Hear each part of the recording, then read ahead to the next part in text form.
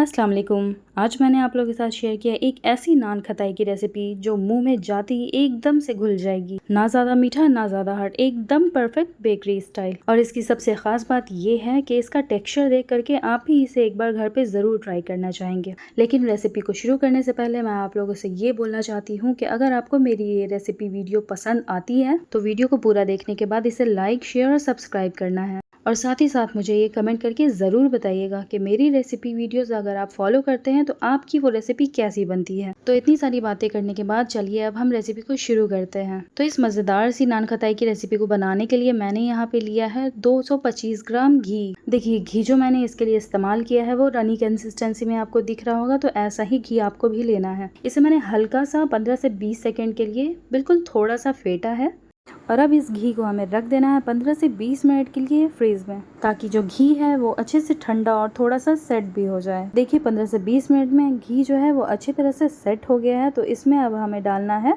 Powder sugar. तो इसी bowl से मैंने घी भी लिया था और जितना मैंने घी लिया था शुगर भी मैंने उतना ही लिया है इससे, मतलब कि चीनी भी यहाँ पे 225 ग्राम ही है। अब घी और पीसी हुई जो हमने चीनी ली है उन दोनों को आपस में बहुत ही अच्छी तरह से हाथों से मिक्स करना है, बिल्कुल अच्छे से फेंटना है हमें इसे फेंटने के लिए आप चाहें तो स्पून या विस्कर का भी इस्तेमाल कर सकते हैं, लेकिन देखिए इसमें घी के छोटे छोटे से लम्स हो जाते हैं। तो देखिए हाथों से अगर इसे फेंटेंगे तो ये बहुत ही ज़्यादा अच्छे से मिक्स होगा और इसका टेक्स्चर देखिए एकदम क्रीमी सा हो जाता है। अब इसे अच्छे से मिक्स करने के बाद मैंने इसमें डाला है 300 ग्राम यानी कि 300 ग्राम मैदा। बिल्कुल सेम बाउल जिससे घी और चीनी मेजर करके लिया था मैंने, उसी बाउल से 1.5 कप मैदा भी लिया है।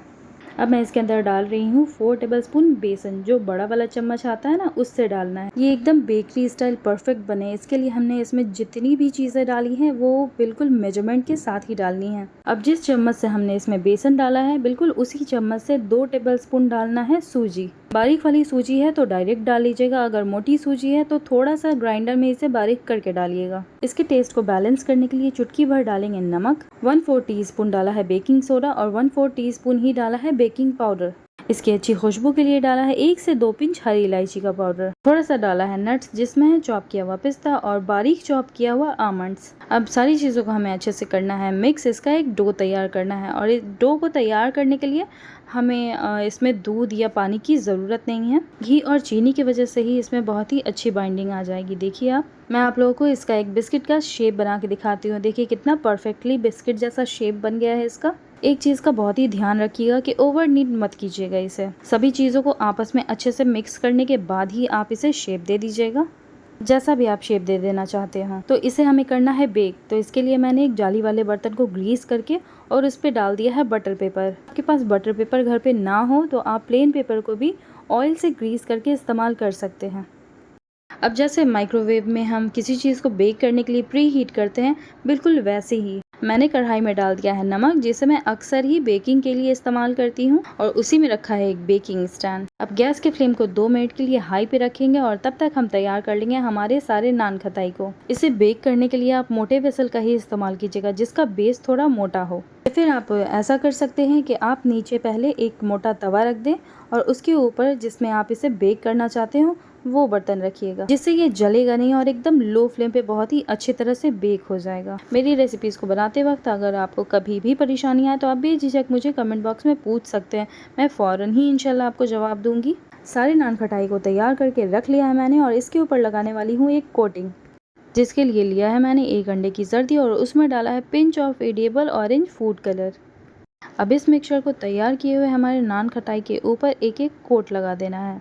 अगर आप यहाँ पे अंडे की जर्दी का इस्तेमाल नहीं करना चाहते हैं तो इसकी जगह आप दूध का इस्तेमाल कर लीजिएगा, लेकिन ऊपर से इसकी कोटिंग ज़रूर कीजिएगा। दूध हो या अंडा वो आपकी चॉइस है, क्योंकि बेक होने के बाद इसका कलर बहुत ही ज़्यादा प्यारा आता है जो इसे एकदम परफेक्ट बेकरी वाला लुक देगा। इसे गार्निश करने के लिए मैंने इस पर थोड़ा सा डाला है बादाम और पिस्ता।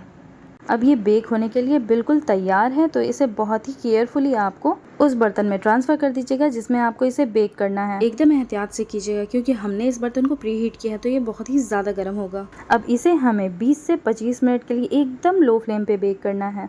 ऑलमोस्ट 25 मिनट के बाद जब मैंने ढक्कन हटाया तो आई वाज जस्ट शॉक्ड कि ये इतनी ज्यादा बढ़िया दिख रही थी कि मैं क्या ही बताऊं आपको, ये अपने साइज से जस्ट डबल हो गई थी। इसे फौरन से ही नहीं निकालिएगा क्योंकि काफी गर्म हो गई है। थोड़ी देर छोड़ दीजिएगा ताकि ये ठंडा होकर सेट हो जाए। देखिए कितना बढ़िया दिख रहा है, इसका कलर, टेक्सचर और इसका शेप, हर चीज बिल्कुल परफेक्ट है। बनाने के बाद इसे आप कंटेनर बॉक्स में डाल करके महीनों तक रख सकते हैं, बिल्कुल भी खराब नहीं होगा। आप इसे ऐसे खाइए या चाय के साथ खाइए, जब भी खाएंगे एकदम फ्रेश ही लगेगा।